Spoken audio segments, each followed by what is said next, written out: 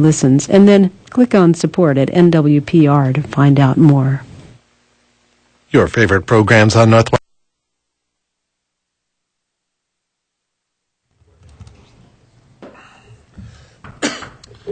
Good afternoon, everybody. This is the Monday, September 8th Public Works and Finance Committee meeting. I'm Dan Karskell, and I'm chairing the meeting today. To my right is Wayne Krause.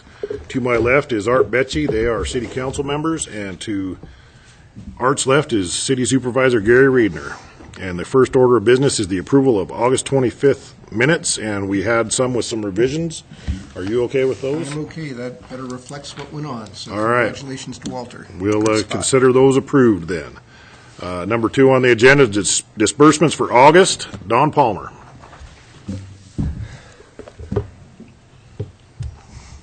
How are you guys today? Good. Get your elk yet? No, not. It's not open yet. Although archery started and it's too hot. The disbursements report for the month of August, we're at $2,720,275. Two reasons for the majority of that cost being higher than previous months is one, we're in construction season for projects, and the other is that our geo debt was due this last month for the swimming pool. So I think there's only about $890,000 left on the geo debt, just so you guys know. How long for that? 2018, I believe, is the last pay date.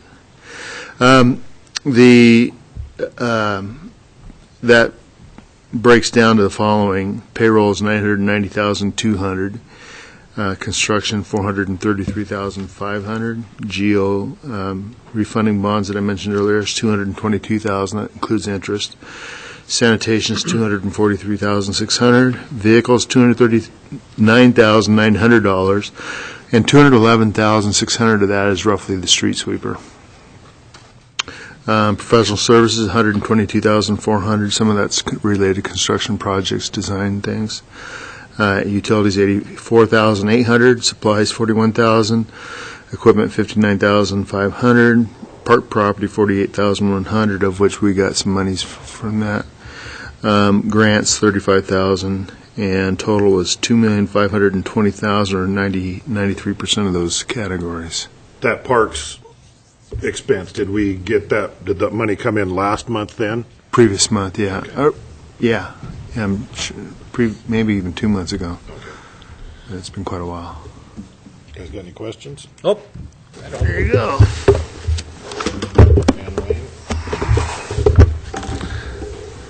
All right, well, we'll get through that, and we'll move on to the number 3 is a development agreement for Ridgeview Second Subdivision, and Kevin Lilly's going to amaze us.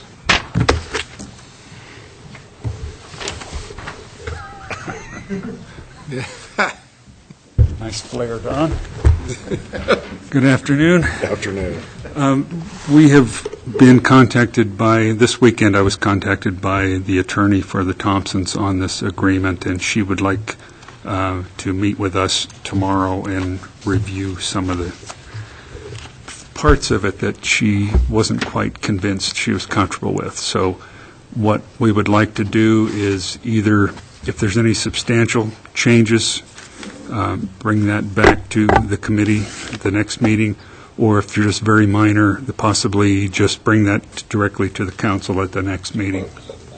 Oh, yeah, Kevin's going to lay in here. So, substantial, we'll go ahead and bring it to Public Works again. Yes. And then I guess we'll see how things go before next week, and then yes, it might come to full council by next week. Right. I guess if it does, we'll have to put it on a regular agenda then. Okay. Any inklings of? No, not really. It was a very standard agreement. I wasn't able to meet with her today to find out what her concerns were, but I would assume that they were minor. Okay. Well, we'll put that one on the back burner then. Okay. Thanks, Kevin. You want it on consent unless there are significant changes? Well, yeah, I guess if they're not going to change anything, we can go ahead and put it on consent. But Sounds to me like she wants something changed, though. we'll see. I mean, we'll see what it looks like. We may pull it if anything. Okay. Anybody has a problem with it. All right, thanks, Kevin. Okay. Next up, Next. Kevin Lilly. Well, I think Les is part of this too. He's later. All right, Kevin's going to talk to us about the design and construction administration contract for several booster stations. Yeah, we have 6 in line to be replaced, and this past spring, we went through a consultant selection process, a competitive selection process, and we selected Keller and Associates to do the design, and we've been working with them on a scope of work. And what we are going to do is, what we would like to do is have them design the first 3 stations. These 3 don't need any property rights acquisitions.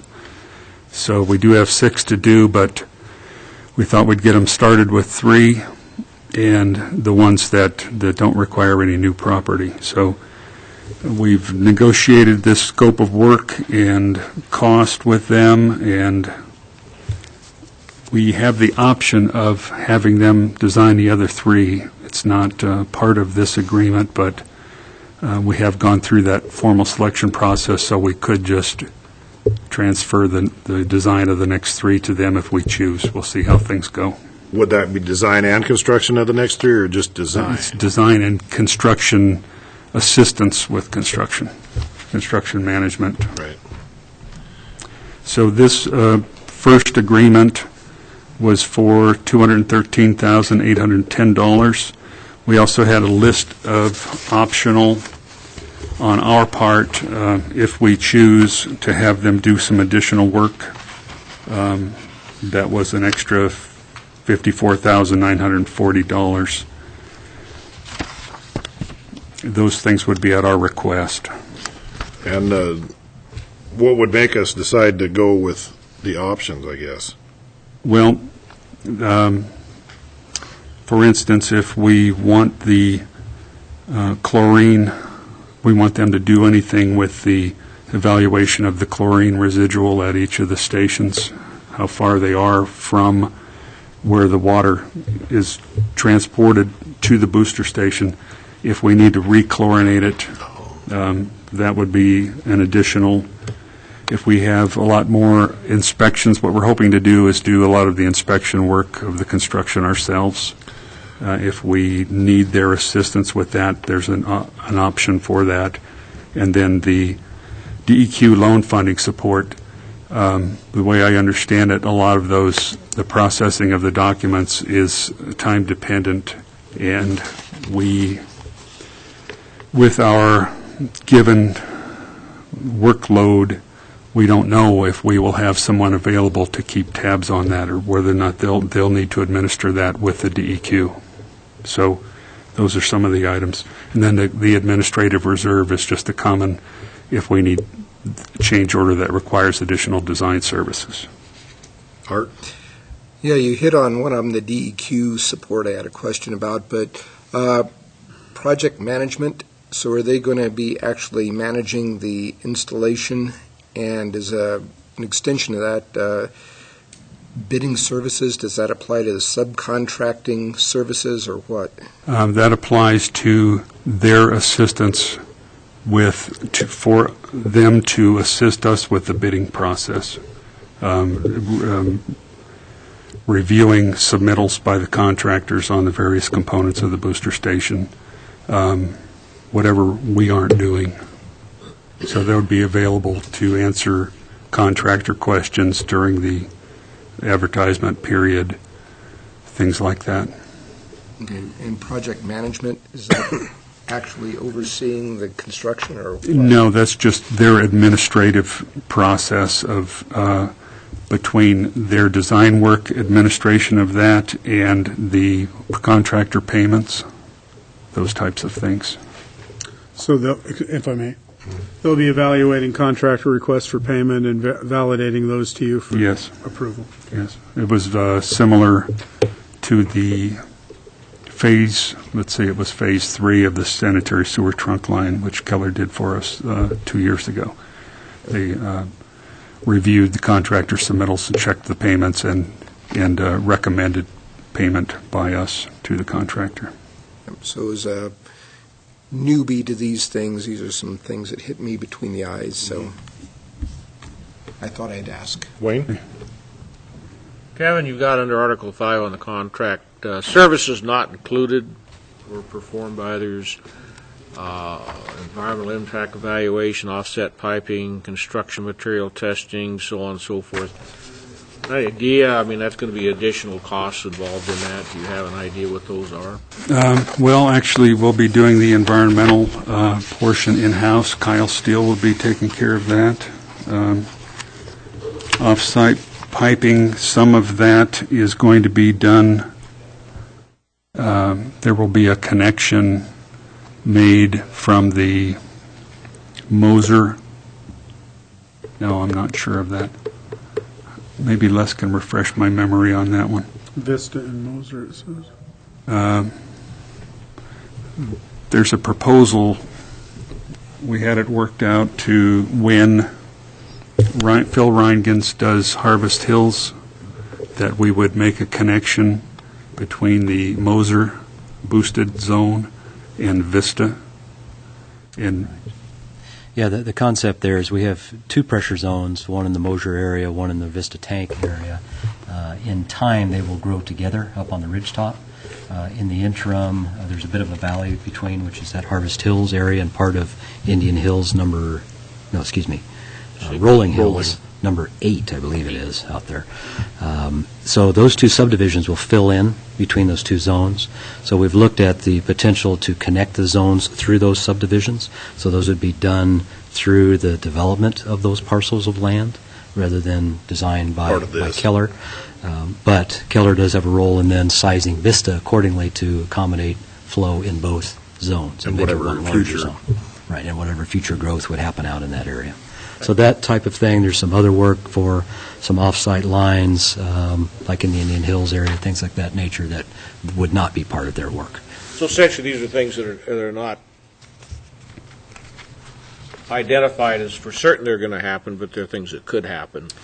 Some of them will for sure. Some of them will for sure in terms of the projects, but it's a question of who's doing what in terms of design and construction. And what project management. is it a part of? Right. So the services that are here, in this section 5, talks about things that we know will not be part of Keller's services. They'll be handled either a different way or through a different project or different phase in some fashion, not part of this particular agreement. Okay. So those being things like materials testing would be handled either by a geotech firm, either Strata or the one in Lewiston. West, yes. The property procurement, we don't want Keller to have to be involved in that.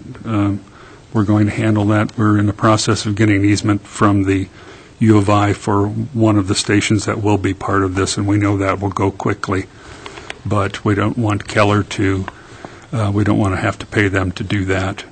And then demolition plans for the Moser booster station, when and if we remove that, we can do that ourselves. Okay.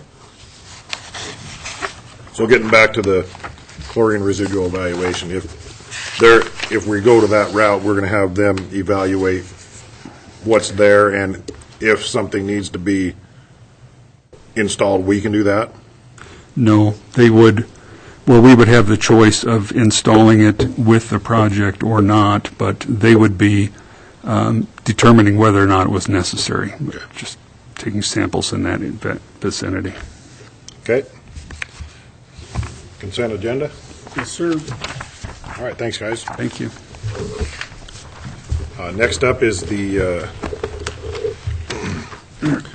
what are we, number 5, the request for the city to provide information services support to smart transit. And Jesse Flowers is going to wirelessly show this to us. And paperless. Afternoon, yes. Just had to try out what I always tell people else to try. I've got it here. Same here. Met 2 weeks ago and presented the concept to you, or to Administrative Committee, I'm sorry. Was given direction to move forward on developing a contract with Smart Transit. Worked with them and with the city attorney, developed this contract, brought it through them, had it reviewed, bring it to you for your review to make sure everything's as you see it. One issue we saw was pointed out to me when I was met with Jenny late last week was it's supposed to be regional public transportation, not transit, so there is a typo we will correct before Monday. Other than that, I believe that we've captured everything to everybody's opinion. As a summary for you, because it presented to the other committee, Smart Transit approached me to see if it was feasible and possible for us to provide IT support for their operation. They have a very small office area, 5 or 6 employees, about the same number of computers. They might grow a bit if everything goes well, or they'll stay the size they are. The contract provides for up to 6 computers and 10 employees, which gives some room for growth. Their current system is all sorts of hardware. Their server has reached end of life from Microsoft, and they need some assistance moving ahead. It's something that I felt that the city could assist them with. Worked with Gary, Regional City Supervisor, verified that was something we could look at doing, and then brought it to you for approval and moving ahead. As you know, they are in the Intermodal Transit Center, and we are providing data connectivity and phone service to them currently. And this is just kind of extending what we do and moving ahead. Smart Transit will be required to purchase all of their own computers and printers, and we will be bringing them on board to our servers. And we'll manage them the same way we manage other departments, a lot of remote connection as needed and on-site when we can't do it remotely. Email and city website presence and things like that as well? Correct. They will not be on our web server as of this contract. They expressed some interest late last week of adding that to it. I said, let's get your file server, printers, workstations, and email moved before we add a whole bunch else onto it. And then we may be bringing it to you with an amendment to add that additional service to it, once we get a better idea of what that would take. And Wayne, you're on admin. Is there anything, this is what you guys were looking for? Well, it is. You've got another hat, too. Right. We didn't have the contract ready at the time it came to admin. It was just a concept, which we agreed to. And I've read the contract, as, of course, Jenny, and we've had some discussion on that. And it looks like a win-win situation, especially for Smart Transit, to have the expertise of our IS services interfacing with Smart Transit. So I'm certainly looking forward to getting that completed and having them provide those services. Yeah, I think the benefits of providing those services outweighs the minor amount of investment on the part of the city in terms of time and equipment and resources. So I'm for it. Gary?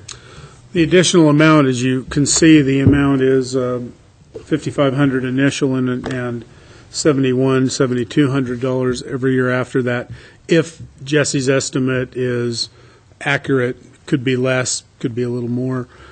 This 7,100 isn't firm. We're going to bill them as personnel costs at a rate. Okay. At Jesse's estimate of perhaps 8 hours a month to do that.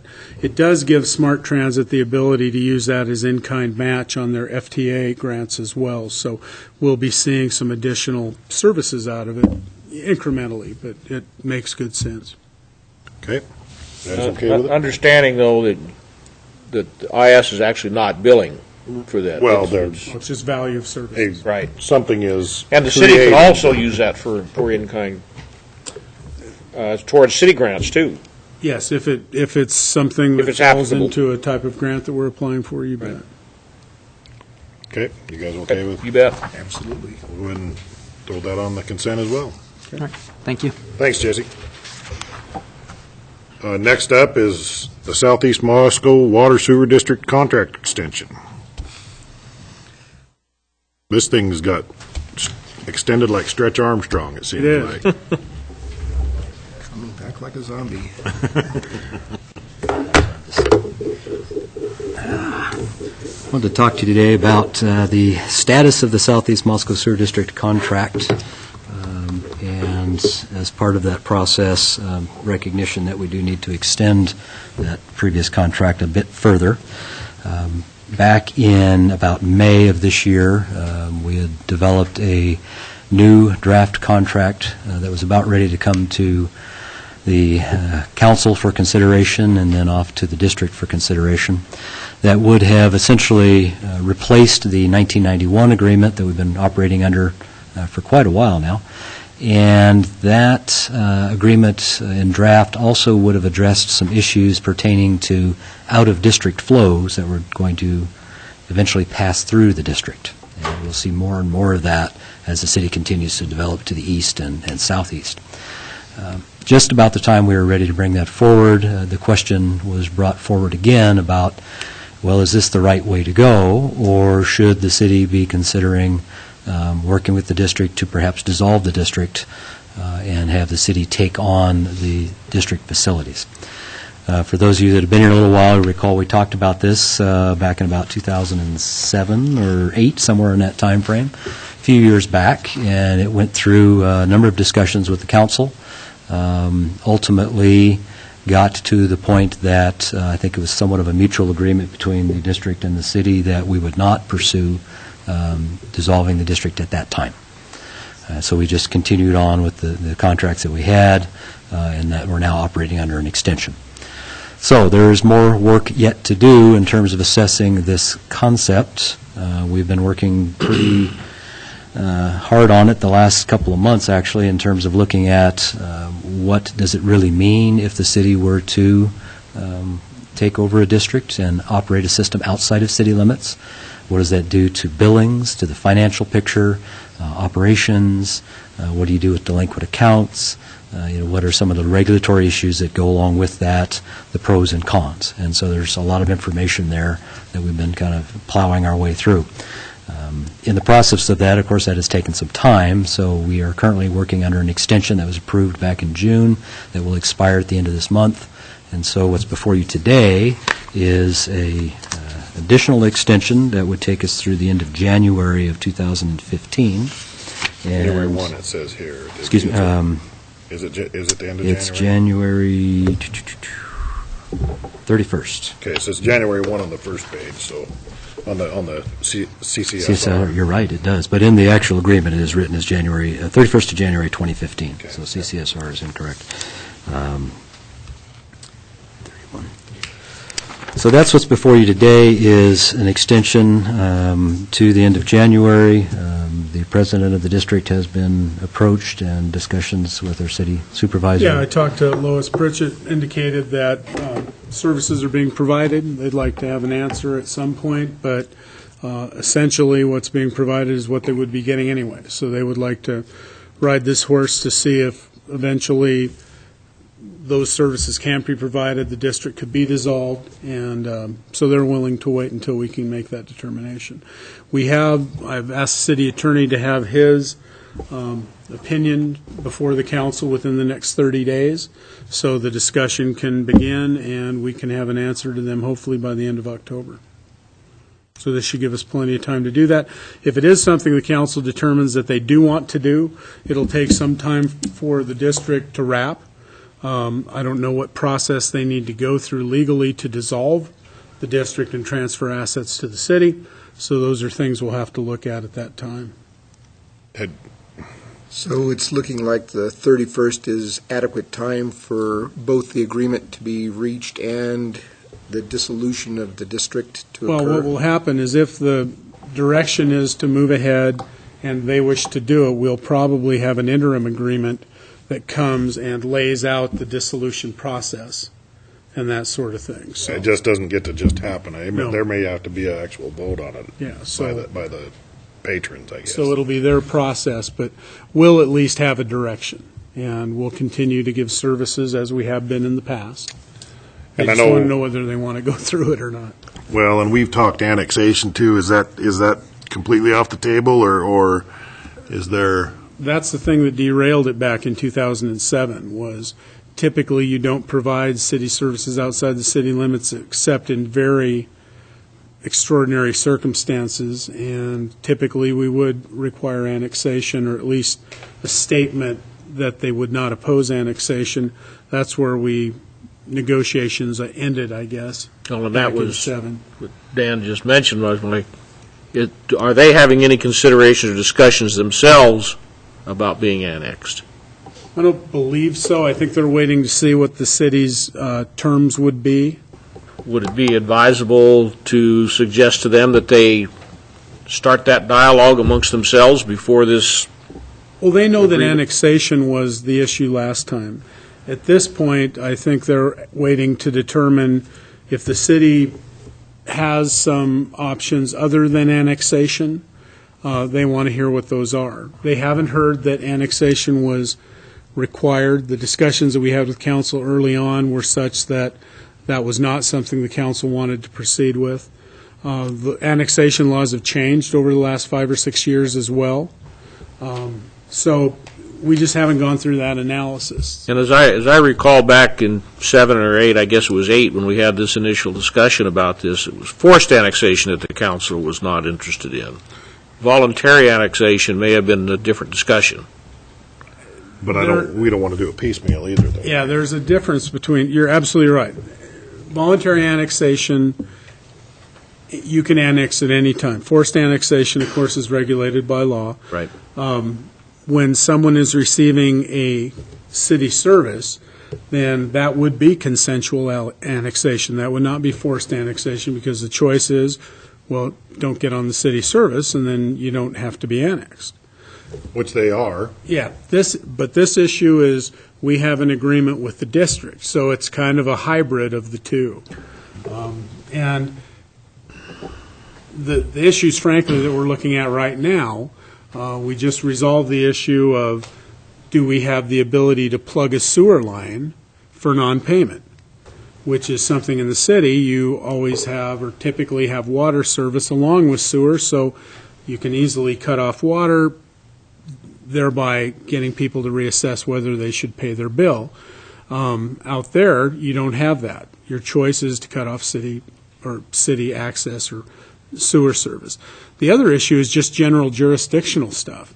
The North Lake Highway District has the jurisdiction of the roadways out there. In the city, of course, city has jurisdiction, so less as people coordinate to get work done, you don't have to get special permits, any of that sort of thing. So we'd have to have an agreement with the North Lake Highway District. Don't anticipate that'll be an issue. But jurisdictional issues such as, if someone is in the former boundaries of the district and say they don't want to hook up to the system because there's a hookup fee and they'd have to run the infrastructure out, would they have the choice to not hook up? Could they still put in a septic system? So I know Les and Kyle and Rod have been working with DEQ to determine whether or not people within the district then would have to hook up to the city system, or whether Health and Welfare or DEQ would permit them for a separate septic system. Because this is assuming not being annexed. Correct. Yes. Yeah. And a dissolution of the district. Absolutely. Yeah, the way the district is set up now, it's their issue, it's not ours. We provide disposal and operational services. We do billing? Yes. So the district doesn't actually collect anything, they're just the go-between. The district collects a portion of the connection fees are dispersed to the district from the city. City does the permitting and all the fee collection, both on a monthly basis and in new connections, and then we do the operation and maintenance of the system. But only new connections is what would go back to the district. There's no monthly? That's correct. Okay. I think Don's going to tell you that they get 50 cents or $1 a month. Is that correct? The Southeast Sewer District we charge an extra $1 for billing, but that money resides with the city. It's just that because of the fact that we have, Under billing them. One of the disadvantages, and I didn't catch Gary because I was talking to Rod, but one of the disadvantages of a district versus not being in the city is that as a district that they have the ability, and I can provide that to Lois, the delinquencies, which are high. It's the second highest part of our bad receivables is that Southeast Sewer District, landlord tenant being the first. So that's the issue. And if we have it, the only other recourse we have, as Gary mentioned, is a sewer plug, which I've been wanting to do, but I don't know the legal ramifications of that. So it sounds like we got that pretty much worked out, as long as we have due process. So. So in other words, it sounds like now if someone's delinquent, we're providing a service for nothing, can't do anything about it. It's been that way for years. What, go ahead. Yeah, say that the distinction that's here, and this is one of the interesting things between districts and cities, is the district has an ability, if there is an account in arrears that has been paid, and the city says, okay, district, we're going to hand this to you because we haven't been able to get collections, from this account. The district has the ability to go to the county and have it added to the tax assessment. So it becomes part of that annual tax assessment with property taxes. And then if they're not paying those taxes and part of that assessment, then obviously the county has the recourse to do what it does for delinquent taxes. So that's a feature a district has. We have some of that in place right now on an account or two that is delinquent. Yes. And the disadvantage, too, as Les pointed out, is that we give them up to 18 months ago's data. So because it takes 18 months before they can actually get the money. So then by the time we turn over again, there's another 18 months worth of bad receivables. So there's this huge time frame, as you know, about our budget process. Same is true with the tax process. What kind of dollars are we talking, though, in total out there that we should be? We have... What is our annual, and for lack of a better term, what's our annual income from the district? It's been years since I've done that. Do you remember? I don't know offhand. There's only about 45 accounts or so out there right now. They vary from single family to apartment complexes. Right. I don't know a total dollar amount. I think they're more like 85 or upper 80s is what I... But anyway. Yeah. The issues that we're talking about are those issues that are present now. Should the city take it over with the district's consent and it becomes an asset of the city, then I'm sure Don and his people will figure out an appropriate method of encouraging payment. So those will shake themselves out over a period of time. The bigger issues in my mind are the jurisdictional issues of if someone wants to hook up or if someone, you still have the issues in the area of city impact. We review the permits, building permits in the area of city impact, but we don't issue the permits. We make recommendations. This is in the county. It's in the area of city impact. So those are all things that the city attorney will be looking at as advantages and disadvantages of taking over some extra jurisdictional area like the Southeast Moscow Sewer District. Well, I could see this conversation going in the same direction that it went 6 years ago, and that is, what's the advantage, overriding advantage to the city to take it over, to take over the additional responsibilities and absolve the district? There has to be some kind of a benefit to the city to do that. I think from the discussions that I've had with the mayor and Walter Steed are that does it make sense to have a separate governmental entity when we essentially do everything for that governmental entity? That in and of itself isn't our concern. We are merely a service provider to the Southeast Moscow Sewer District. However, as Les indicated, there is more and more developing occurring to the north of Highway 8 that is using the Southeast Moscow Sewer District's lines to transmit sewage. So that can be done pursuant to an agreement, and Les's draft and Rod's draft of that agreement addresses that. So, again, rather than have this come up every 5 or 6 years, it was felt the best way to approach it was to do the full analysis so the council's educated. We then have a position paper on it that we can refer back to. And if the council wants the question answered in 5 years, should it not be answered right now, they'll have that to go back on. Okay. So I think we should buy the time, sign the agreement, Yeah. and carry on. Yep. Okay. We'll go ahead and move this one forward. Thank you. Consent agenda as well. Thanks, Les. We'll see you in a couple minutes. All right, that's all we have of our regular agenda items. So now we have a couple reports. First one's a citizen survey report, and Jen Piffner's going to talk to us about it. The biennial. Biennial. There you go. As opposed to semi-annual. Yeah, but not biannual.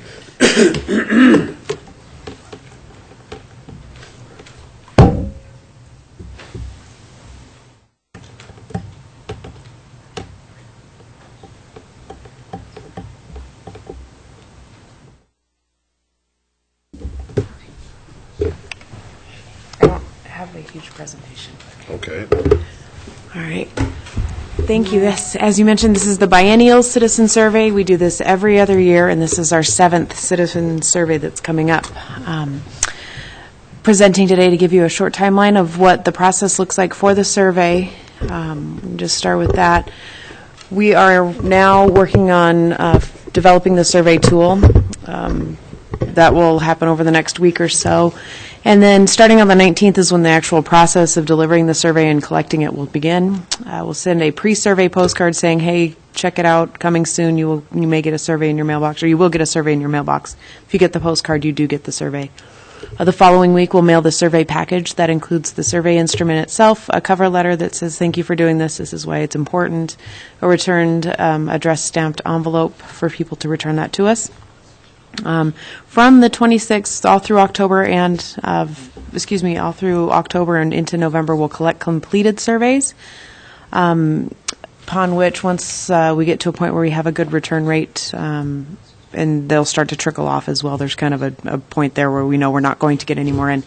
We'll start doing the data compilation and the analysis, looking to present a final report to council. It usually ends up around that meeting around, I think it's January 17th this year, to let the council know our findings, the public know our findings on that.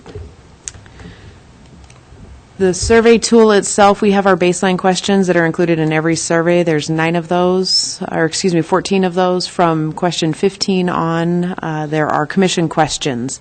Those are generally 2 questions from each commission asking certain things, either things they've asked in the past if they're trying to establish a trend line, or if they're new things, new projects that are coming up that they want public input on.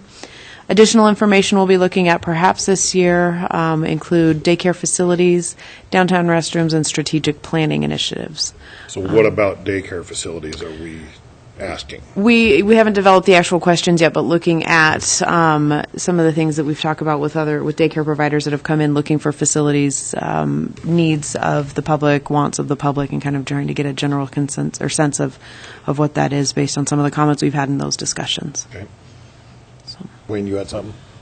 A couple of things. First of all, the downtown restrooms, where that's going to be questions pertaining to the survey. I know you asked by email today an opinion as to how you wanted to progress on this, but if we're going to have these questions on the survey, probably discussion would be warranted after we see the results. Yeah, it all depends. Jen and I just talked about this a few minutes ago, but based on the responses I'm getting on that email, essentially, where were we? Where did the council leave the downtown restrooms? And been given some instructions to move ahead with that. There wasn't opposition to moving ahead with the planning for it. However, as I indicated at that meeting, kind of hate to plan for something that you're not sure is going to move ahead. So I'll meet with Dwight. We'll put another package together and get it to council pretty quickly to get some further directions, come directly to council. And so it may not be necessary to put one in the citizen survey. The issue you get into with the citizen survey is the longer you make it, the less people are inclined to answer it. Correct. So we're just really careful about what questions go in there. We actually, in the last survey in 2012, the commissions were allowed 3 questions for some time, but those questions got a little bit longer each year, and with the addition of the Farmers Market Commission, things like that, we've limited it to 2. So yeah, that we try to stick to 8 pages front and back, but not make it really dense, keep the font size something that's readable and appeasing to when you look at it as well. So. And that leads me into my other question is, my assumption is on the final product, when it's presented to the council, the matrix could be the same. It'll look the same as the previous ones have. Yes, it will. I haven't seen all of the commission questions yet, so I don't know how many are similar from previous years, but we have those baseline questions and our demographic questions, of course, that allow us to compare things over time as well as within the survey itself. Sure. Okay. I have noticed the commission's getting more clever about their questions rather than yes, no, we're going for It's true. options. Check how many of these you'd really like to see. It's true. So, but I think we do a pretty good job of balancing what the commissions are looking for and also meeting the needs of the instrument itself. So. Yeah, if I can throw in, since we started this thing 14 years ago, those multifaceted questions, we've allowed those on occasion. They are not preferred because... Well, it's hard to graph. It is hard to graph, and it's essentially that issue of, well, you're limited to 2 questions, but we're going to get 10 questions worth of data out of this. And people, our response rate is still pretty good. Very good. 25%, 25 to 30. It's really quite good. Yeah, it's got to very be good. 17 or above to be statistically valid, but, that's still But we a lot of also, not being returned. we'll go back and forth. The commissions have been very good about saying, okay, here's the question you'd like to ask. Here's one that's probably more statistically relevant and could get you some better information. And everybody's been really good about working with us on that. So we appreciate that.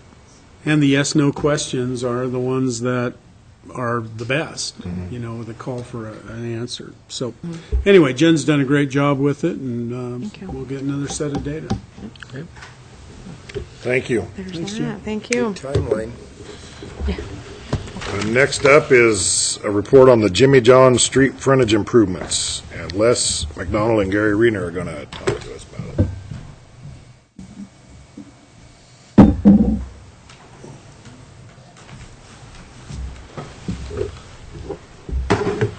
Sensing a definite color scheme here.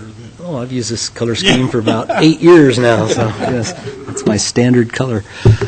The Jimmy John's restaurant that's under construction is located at 525 South Jackson Street. And just to help orient folks a little bit, the red square here represents the site roughly, where that is under construction today. It's at the intersection of 6th Street, east-west, and Jackson Street in the north-south. As part of their project, they are not required to do any frontage improvements because we had existing curb gutter sidewalk, all of that's in place. Street width is what it has been needed for quite a while.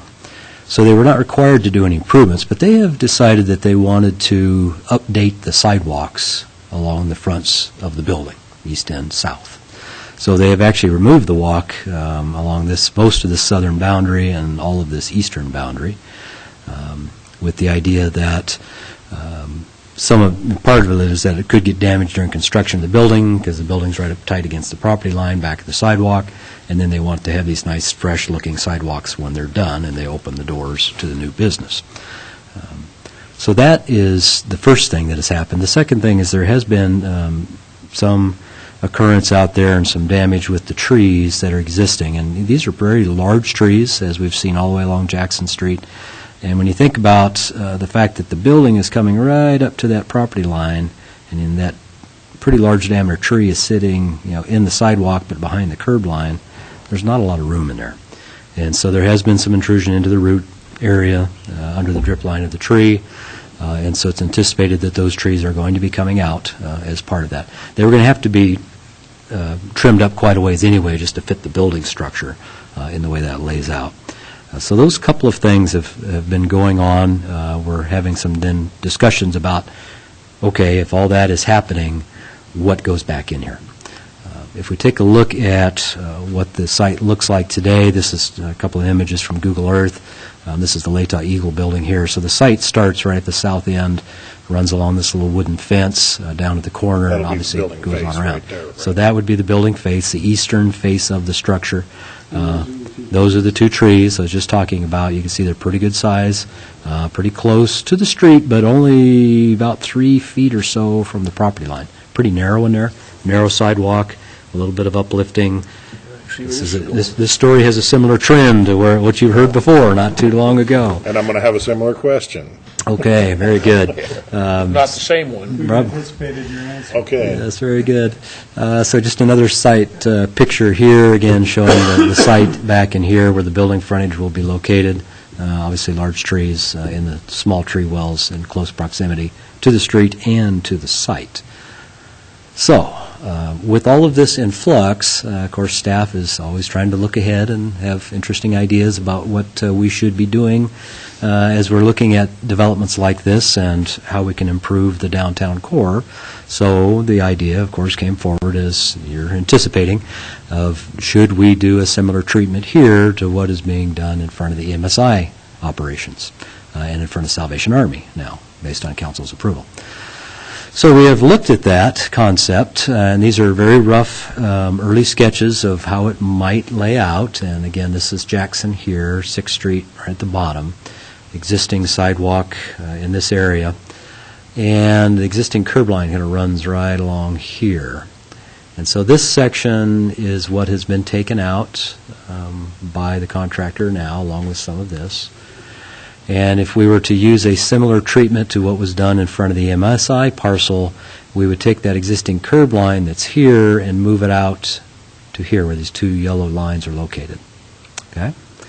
And so we'd have the same section as we're doing further north on this street. We would have a wider sidewalk section that would give us more room to plant trees with sufficiently sized tree wells and a vintage style light or two, depending on the extent of the work. You'll see here there's the yellow line that comes in here. There's two concepts on this drawing. One would be starting out here, bringing that curb line around and only going about 50 feet of the site and then coming back in to the existing curb line location with the idea that we'd retain some parking in here. The other concept would be to do the entire frontage, which obviously has a little more cost, and then bringing that back to the existing curb line alignment at the north property line. So two concepts shown. What's in blue represents some of the storm line work that would need to go in. The pink lines represent removal of the concrete street section in Jackson that would have to come out and then go back in outside of the new curb line. So that's what all those lines represent. A little bit of asphalt patching here at the bottom. So that's the idea. We're pretty early in this in terms of, there are a lot of steps that we need to go through, obviously coming back through council with the discussion about, is this something we want to pursue? Here's some costs. How would we pay for it? What's the participation between the property owner with what they've already removed and new trees going in, that type of thing, and the city with, the added sidewalk area, maybe under the sidewalk program, some additional storm drain work, street lights, maybe out of the street light program, things of that nature. Also, of course, getting approval from ITD, which at the surface of it, they're saying, the concept is probably reasonable. We've looked at it before on the MSI frontage, but most likely the big concern they're going to have is there is an existing right turn lane There's my question. Right? It starts right at the north property line. That's the last parking stall, and then there's immediately basically a 8-inch wide, what we call a gore stripe, but it's a white stripe through there that designates a fairly narrow right turn lane. And it's probably a substandard right turn lane in size, but it is used. It's not very long, and access to it is a little challenging, but it is used. So part of what we're looking at is, okay, if this proceeds, then that right turn pocket goes away. What does that do? What does that mean? We do believe we have some counts, turning movement counts and through traffic counts from this intersection from the multimodal transportation plan. So Is there a way to model it with the programs that they've used for there is the signaling then? Yeah, there are some ways to do that. So that's one of the possibilities. We want to take a look at the data we collected in the field previously to find out just how many turning movements we have versus through traffic. There's 3 through lanes there heading southbound, and if just anecdotally, if you think about what people tend to do out there, especially if they're coming east on 3rd and State 8 and they're turning south and they're heading on south, if they're going to Troy, they tend to get into the easterly lane because that becomes the through lane as you get to the end of the couplet. If they're a larger vehicle like a chip truck and they're going to Lewiston, they tend to grab that middle lane because that's the outside turning lane as you get to the couplet. Everybody else is a bit of a mix, and the cars can be either the center lane or that easterly lane, or westerly lane, or that chip truck is in the way. Obviously, those that are turning right on 6th Street are grabbing that west side lane. Some of them actually get into the lane before they turn. Some just kind of drift across it as they're making the turn, and some people continue straight forward. So that's probably what we'll be looking at is just how all that is operating today. What might change? And it's an unmarked turn lane, is it not? They're all of them are arrows. unmarked. They're all in There's the one by there's one at bank 3rd and the one by St. John Hardware too. Right. That one at the bank is basically, and St. John Hardware. They're all the same width, and but everybody uses them. They do. The only sign you got's the one up on the signal pole. Yeah, The I think right turn they're marked on the pole, but I don't know if they're painted. There was a time when there was parking there. Yeah, Probably so. right. And I suspect that probably what happened at some point was that there were enough folks saying, hey, I'm turning right at this intersection. I could turn right on red if I wasn't waiting behind somebody going southbound. And so that lane came into existence, taking out some parking. And I imagine that happened in both locations. And that's an ITD thing, not an... ITD obviously would be involved in the discussion about that. And I talked with Ken Helm at ITD just today, actually, to be able to connect with him. That was the one item he said that we would really have to look at what the impact of that would be. And so that's something that they're going to be focusing on. And so we'll need to provide some information and a better sketch than this, obviously, in terms of what the thing would look like. Beyond that, it's just, what's the participation by Jimmy John's in, Or will there be any? costs? Yeah. Right. And that's part of what we're still working out. Obviously, they've removed some sidewalks, so they're going to be replacing sidewalk or some value associated with that sidewalk. The trees, if they're coming out and have a replacement, there's going to be something associated with that, and we're still working through the details on what that might be. Wayne, you had something else? I realize that because of the zoning that they're allowed to build right out to the sidewalk line, Yes. I guess I'm a little bit surprised that they're doing that. I had anticipated that they might be 12 or 15 feet back so that they could have outside dining and some terrace area. Apparently that's not the case, so then my question would be is, we completely redo these sidewalks, and we got nice wide sidewalks and so on and so forth in there, and then they're going to want to come out and have some chairs and tables out on the sidewalk within the right-of-way. I'm a little disappointed in that. I can see the handwriting on the wall there. Well, actually, with the Jimmy John's site, the building does border the easterly property line, but it does not come all the way to the south property line. They did leave an area there that at one point was designated as outdoor seating. How big? Well, it's the width of the building, east-west. Depth-wise, it seems like it was about 15 or 20 feet, but I don't know for sure. I mean, Yeah. perhaps if Bill's still here, he might be able to answer that. But Here comes Bill. the latest iteration of the plans didn't show it as a area for that purpose. One of the earlier versions did, but the space, I believe, is still there, unless that's changed. Yeah, the area, and I don't know the exact depth, it's probably somewhere between 12 and 15 feet in depth off of 6th Street, that they do have 4 tables proposed for outdoor seating on the south side of the building. Okay, so they're not building right out to the property line then? They're not on the 6th Street front. Okay. They are on the Jackson, and I think probably Jackson is going to be less desirable for outdoor seating because of the heavy truck traffic they're going to have. Right. And so 6 will be viewed as probably more desirable location, plus then you also have solar access, during the Right. colder Well, spring. then that eliminates my other concern that I had with building out to the property line on both sides was line of sight on a right-hand turn then. So, Well, certainly side okay. triangles So I come feel into better play. about that then. Thank you. So, So today, this is a briefing, just letting you know what's going on, because this is the type of thing that, as it gains momentum, it starts moving pretty fast. So we want to make sure that the council is up to date on where we are today, with the thought that, as we advance this a little further, we'll be coming back with thoughts about, here's what it might cost, here's what ITD says, yes, no, maybe. That may end up coming in a situation where we have to go direct to council, perhaps, based on timing issues. So we're still, just wanting to make sure you guys are up to date. Gary?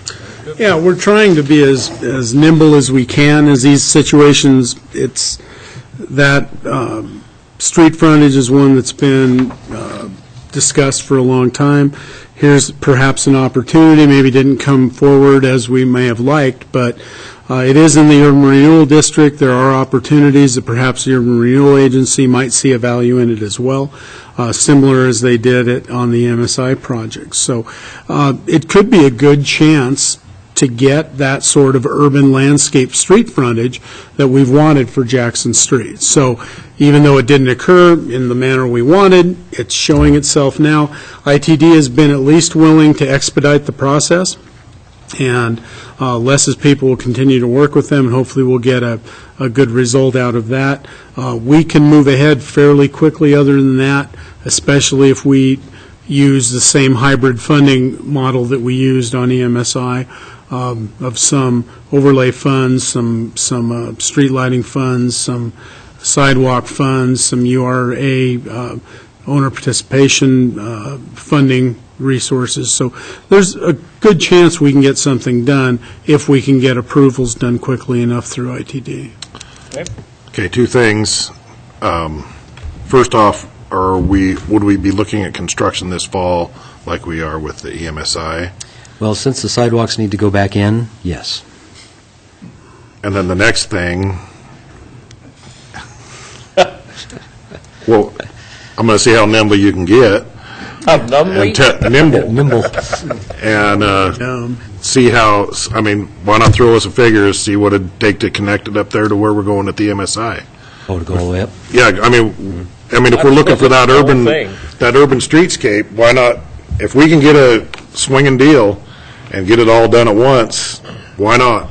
We have Especially if URA will partner with us on it. Yeah, we have run numbers on that Okay. previously. So, yeah, we can, But, we can again, bring those along. you're looking at a lot, less mobilization, and things like that, and somebody might be hungry, and Tear it Yeah, all the- at one the big- time and fix it. The big challenge, I mean, there's a lot of appeal to that, I agree. And The big challenge will be the financial of how Right. we swing this, because we're kind of fitting it in amongst various programs, and there is a limit in what's currently available. and we'll want to know how much parking we're stripping, too, so. Certainly. that's- We've also asked ITD to just consider that whole street frontage will have this profile. Eventually, we'll have it, yes. Well, if you have a node on each end, sooner or later, you're going to fill the middle end. Yep. All right. Well, unless anybody's got anything else, I don't. that'll Thank conclude us for today. Thanks, everybody. We're adjourned.